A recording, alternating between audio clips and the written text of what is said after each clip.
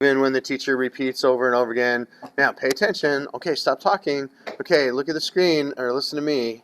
I want to walk through this. I'm not trying to, but this could be really cool and really fun, but you got to pay attention to step by step, because I'm teaching you a couple new things that you didn't do last few times that you were on Photopea. Blake has a question. Oh, fine, hurry. You know, you could think about washing your hands in the bathroom by the gym right after PE.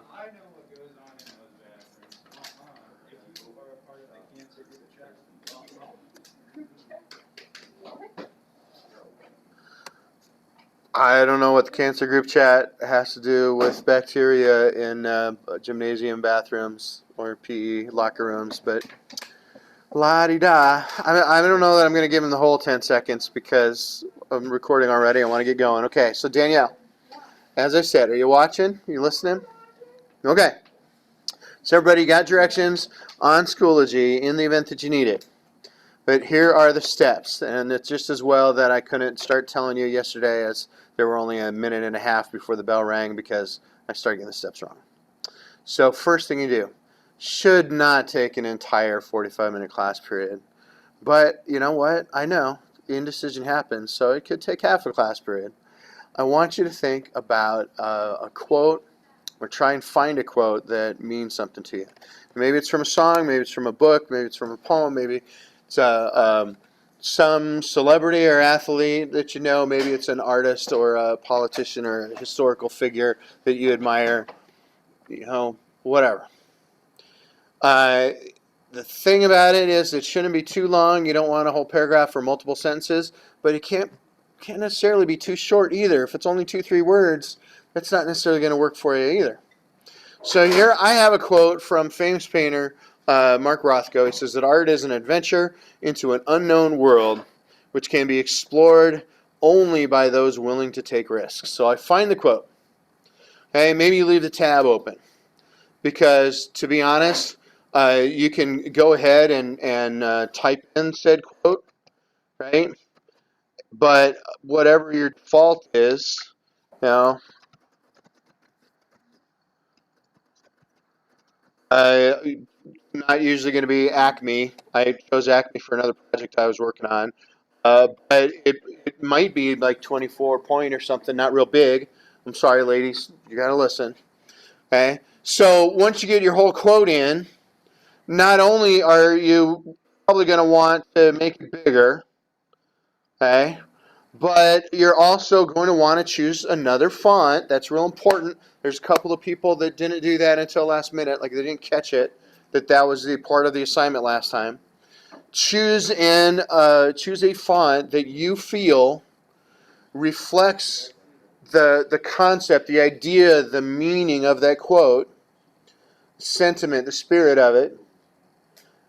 If necessary, Matt, maybe you choose a font that you feel reflects the personality of the times or of the person that said it, you know, or maybe of what you interpret the spirit of the words to be. Now, I want to show you a couple of other tools, and I'll do this quickly so that I'll move on because the bigger stuff is, but I'm sorry, Matt, please. I love that you're whispering and you're speaking so low that not everybody can hear. That's great, but I want you to hear because I want to show you how to do this. So please be silent. Eyes on the screen. You know, they could be if you're following along with me and you open up Photopea on your Chromebook. That's fine, but ears on me. Mind on this, what we're learning. Danielle. Use the restroom. Please hurry. Here's a couple of things, though, that I want to show you, and she's going to miss them as she's gone. Okay? I open up this character toolbox tab. Remember, not only can I choose a different font if I wanted to, that's one place to do it, and I can change the size. Okay? But here's some other things that you can do. Okay? I can make my letters a little wider or more narrow or taller.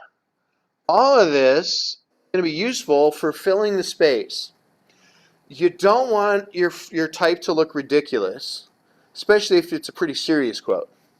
Okay, but you do want to be able to fit it all in, and you're probably going to have half a box and not a whole box, like you see my quote from Mark Rothko over here on the right. Here's another thing, and well, I should tell you what each of these are called. I mean, width, that's obvious enough, but tracking is how far apart or close together the letters are. That's called tracking, and I want you to learn that. I don't have it on a vocab sheet, but that's tracking. But here's another one. Notice there's plenty of comfortable space between these words. Okay? And we've talked about this before. I think by now you've heard of what leading is. You're used to it in Google Docs or Word documents. Usually people call it line spacing. Right? Now I can get these words even overlapping each other, and sometimes that's too much and it's a little bit hard to read. In a few minutes, when I show you part of this assignment, you might actually think that might be useful. I might want that to be touching each other. Probably you want them a little bit apart so that you can read them. Okay, but you might notice if you click on auto. Okay, auto is probably going to be a little bit more than 61 points if my font is 61. Right? 60 is smaller. Okay, so I had shrank this down to like 49 or 50, and that's fine. And again, just like with the size and with the tracking and with the width and the height, you can adjust that by number if you want to get real specific. Or I don't remember Photoshop having this. Photopea has these. They used to call these toggle switches, but these bars that you can change things. Don't forget, it's also got the styles if you want things bold or all caps or italic, etc. And another thing is, this assignment, maybe you want it to be black, but you could, go on to this, let's call this a gamut. You can make it a different shade, a percentage. You can make it a different shade of a color. And you got a whole rainbow here that you can choose, or you can choose their default choices, or you go down here and you have the little plus sign. That's called the eyedropper tool.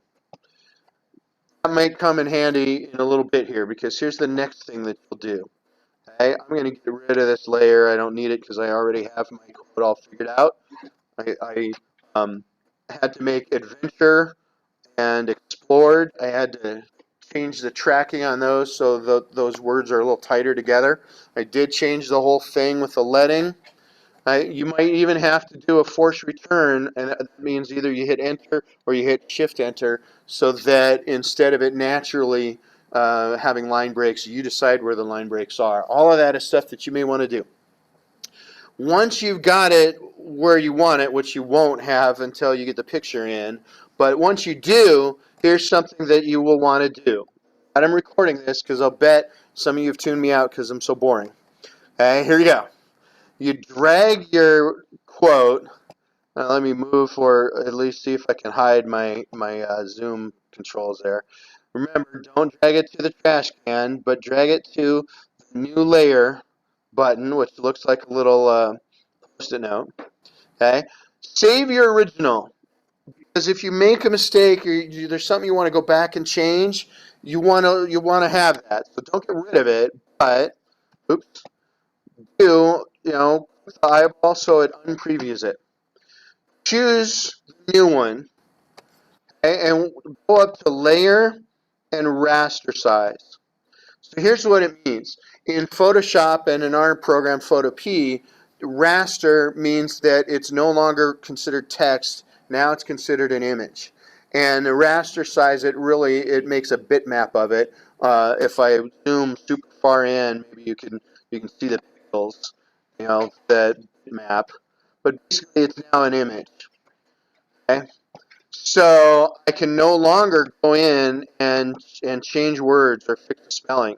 I can't edit that with the text tool, which is why I saved it in an unrasterized version. Okay? But this rasterizing is very important. You won't be able to do some of the most important stuff that you're going to need to do if you don't take care of that. So here's the next thing that you are going to do. Go out and do a Google search, and it's fine with me if it's a photograph or a drawing, but I guess I'd prefer, and it works best if it's a photo and not a painting or a drawing or artwork. But find a photograph of the person that gave you that quote. So you got a quote from Abraham Lincoln, you got a quote from Shaquille O'Neal, you got a quote from T. Swizzle, Taylor Swift. I don't care who your quote's from. Kanye. Okay, so this is what Mark Rothko looked like. He was this abstract expressionist painter from the 1950s and 60s. Okay, and now follow me, because these next few steps are going to be way important. What you're going to do is you're going to go up, and I don't want the magnetic or the polyagonal. I want the rectangle. Select. And I want to choose the right side. I suppose if you're right-handed, you could choose the left side, something like that. But you're going to select that whole right side of the picture. Okay? And as you can see on my layers, I've already done this. So I'm pretending that this is one picture. And you're going to hit Control X, which is going to cut it. Then you're going to go down and create a new layer. And I don't have to. I can go to layer 1. I don't have to create a layer 2 because I did this before. But making sure that you are on the arrow or the move tool, hit Control V. Now it's back, but notice my two layers, instead of it being one photograph, I have two halves of one photograph. Okay? Matt, you're talking again. I don't know who you're talking to, but I need you to listen to me. I'm not judging you. I'm not angry. I want you to be able to know how to do this, because I like being able to show people stuff once instead of 5, 10 times. Okay. So you find a picture, you right-click it, you download it, and then you're going to, really, the way that you would open it is not open, but open in place. Okay, so I skipped this step. I should have showed it to you. I went ahead and showed you the cutting in half thing.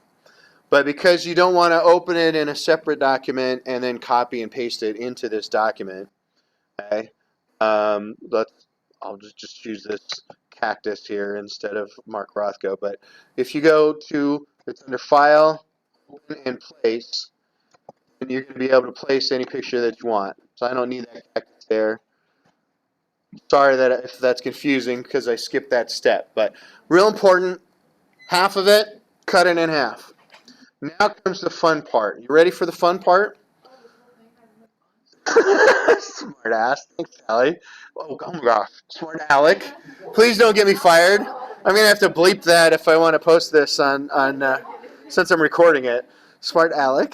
Oh my goodness. It's a slip. I didn't mean. Please forgive me. Okay, anyway. Hide your preview of that half that you cut and pasted. Here comes the fun part. Yeah, I'm going to have to edit that out. I'm not good at editing. Okay. So go back, and I want the Rastersize text. Okay, not the original text. And the way that you're going to know the difference is you're going to have a big key if you can still edit it as text. But because it's a picture, I want my Rastersize text. Now, I was, of course, being facetious, being a bit of a smart aleck, because this part's tedious. So it's going to require patience.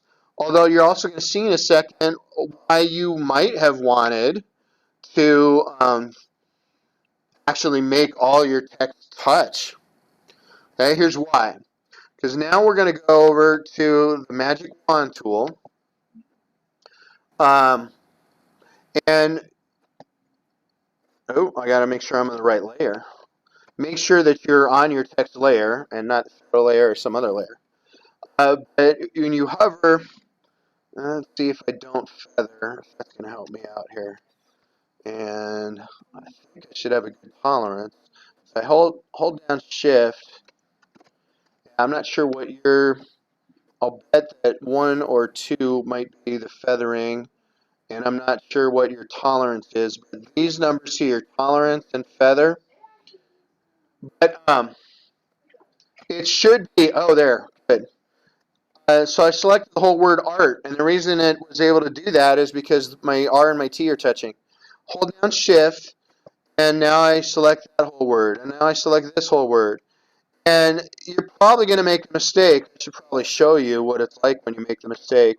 If you touch the space or the background instead of the word, you're going to have to stop and either Control Z or Control D and go back and unselect the background, which you didn't want, and reselect. I can't get the phone. I hope one of you doesn't have a music lesson if I wasn't recording this. Once we have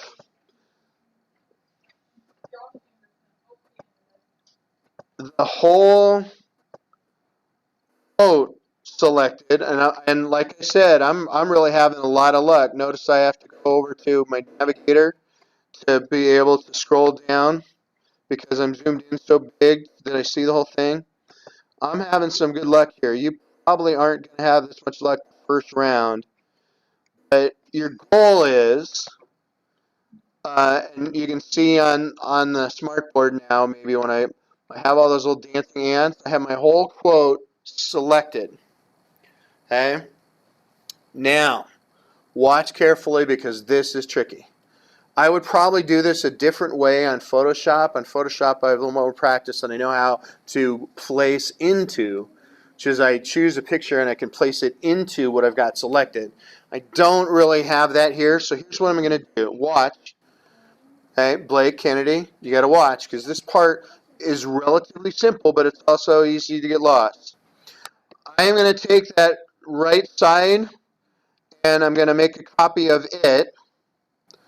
I'm going to unhide it. Okay, so I see it now. But I'm also going to go ahead and hide my quote. Now watch what happens when I hide my quote. I still have the selection. I just don't have the words. And maybe you can't see it like you can on my screen, or hopefully the people that are on Zoom or watching this on video can see it. Okay, you can see it when I zoom in a little bit. Whoop. Okay, now notice that over here in the layers part, I am on that right half of the picture, the copy of the right half of the picture. Okay, I'm not on the text. I even have that text hidden. Now watch. This is going to be tricky, and if you don't do it right, you're going to be mad at me. Why didn't this work? And that's why I'm having you make copies of layers so that you can fix it if you make this mistake. I go up to select. I choose inverse. Okay? What inverse means is now those letters aren't chosen.